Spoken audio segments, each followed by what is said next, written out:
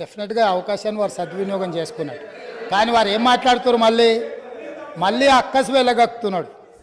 ఎందుకనంటే అక్కడేదో మేనేజ్మెంట్ కోటాలో నేను కూర్చుందాం అనుకుంటే ప్రజల నుంచి వచ్చిన ఆయన కూర్చున్నాడు కాబట్టి నేను చూసి ఓర్వలేకపోతున్నా అని కుళ్ళుగా అనిపిస్తుంది తప్ప దాంట్లో ఏమైనా ఉందా అధ్యక్ష? సరే, ఏదేమైనా అధ్యక్ష, గత ప్రభుత్వము ఎంత గొప్పలు చెప్పుకున్నా కొన్ని వాస్తవాలను ప్రజలు కూడా గమనిస్తున్నారు.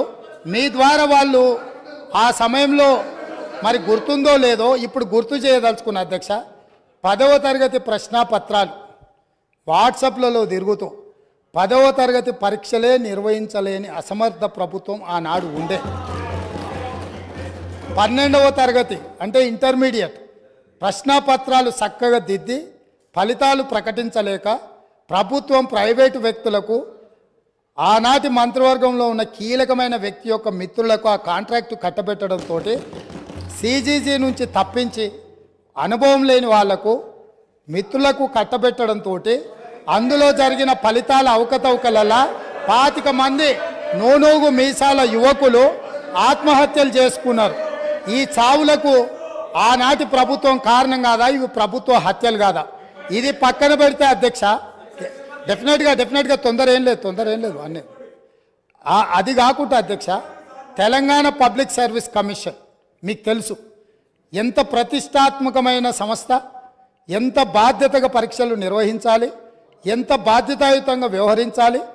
ఈ వ్యవహారాలన్నిటిని పరీక్షలు నిర్వహించే తెలంగాణ పబ్లిక్ సర్వీస్ కమిషన్ నిర్వహించిన పరీక్షలు ప్రశ్నాపత్రాలు చివరికి జిరాక్స్ సెంటర్లలో ఎక్కడ పడితే అక్కడ అగ్వకు ఎట్లా పడితే అట్లా అమ్ముకునే పరిస్థితి వచ్చి, ఇది మేం చెప్పింది కాదు, పంపకాలలో పంచాయతీ వచ్చి వాళ్ళే ఫిర్యాదులు చేసుకొని ఈ ప్రభుత్వం గొప్పగా మేం కనిపెట్టినామన్నారు. ఈ ప్రభుత్వం ఏమన్నది, ఇది ప్రతిపక్షాలు కనిపెట్టింది కాదు, ప్రతిపక్షాలు చెప్పింది కాదు, మేమే గుర్తించినాం, మేమే ప్రశ్నపత్రాలు అమ్ముతుంటే పట్టుకున్నాం, మేమే కేసులు కట్టినాం అన్నారు.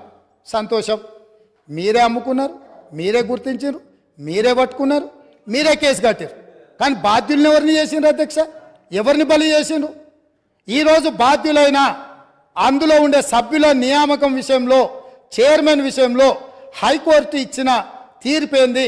నిజంగానే ఈ ప్రభుత్వం బాధ్యత ఉంటే 30 లక్షల మంది నిరుద్యోగ యువకులు ఈరోజు ఉద్యోగ ఉపాధి అవకాశాల కోసం 10 సంవత్సరాల నుంచి చిక్కడపల్లి సెంట్రల్ లైబ్రరీలోనో లేకపోతే దిల్సుఖ్ నగర్లోనో గౌలిగూడలో లేకపోతే ఈరోజు అమీర్పేట్ చౌరస్తాల్లో కుక్కట్పల్లి చౌరస్తాల్లో ఈరోజు కోచింగ్ సెంటర్ల అశోక్ నగర్ చౌరస్తాల్లో లక్షలాది మంది విద్యార్థులు ఈరోజు ఉద్యోగ ఉపాధి అవకాశాల కోసం పోటీ పరీక్షలకు గ్రామాలలో ఉన్న తల్లిదండ్రులు రూపాయి కూడబెట్టి ఈరోజు వాళ్ళని ఇక్కడ పెట్టి చదివిస్తే 10 సంవత్సరాలల్లా ప్రభుత్వంలో ఉన్న ఉద్యోగ ఖాళీలను భర్తీ చేయకపోను బాధ్యతారహితంగా నిర్వహించడం వల్ల ఆ ప్రశ్నపత్రాలు లీక్ అయ్యి బజార్లలో పల్లి బఠానీలు అమ్ముకుంటుంటే దానికి సంబంధించిన చర్యలు తీసుకొని బోర్డును రద్దు చేసి కొత్త బోర్డును బాధ్యతారహితంగా నిర్వహించాల్సిన ఈ పార్టీ ఈ ప్రభుత్వం ఆనాడు ఆ చర్యలు చేయలే.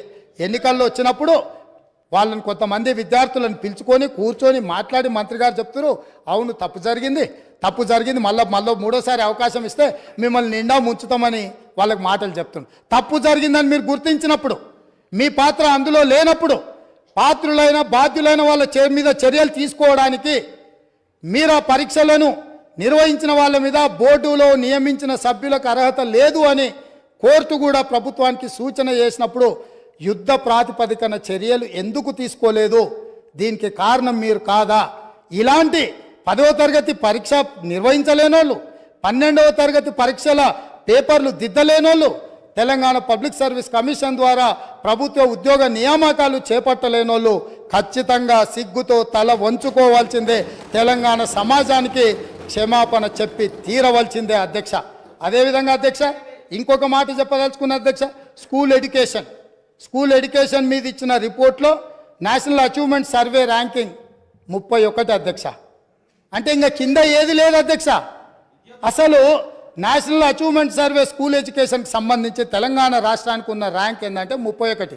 రాష్ట్రాలే కాదు యూనియన్ టెరిటరీల కంటే కూడా అధ్వానంగా తెలంగాణ రాష్ట్ర విద్య ఉంది అని అంటే ఈ తప్పకుండా వాళ్ళు తల వంచుకోవాల్సిందే, సిగ్గుపడాల్సిందే అధ్యక్ష. అదేవిధంగా అధ్యక్ష పదే గతంలో మీరు ఇది మాట్లాడినరు, గతంలో అది మాట్లాడినరు. గతంలో మీరు తెలంగాణకు వ్యతిరేకం, లేకపోతే మీరు తెలంగాణ ప్రజలు అడిగినప్పుడు ఇయ్యలేదు. గత కాంగ్రెస్ ప్రభుత్వంలో జరిగిన తప్పిదాలకంతా ఇక్కడ ఉన్న వాళ్ళే కారణం, మీరు బాధ్యత వహించాలి అంటారు. నేను ఒక మాట మీ ద్వారా చెప్పదలుచుకున్నా అధ్యక్ష. ఉమ్మడి రాష్ట్రంలో సమైక్య పాలనలో 16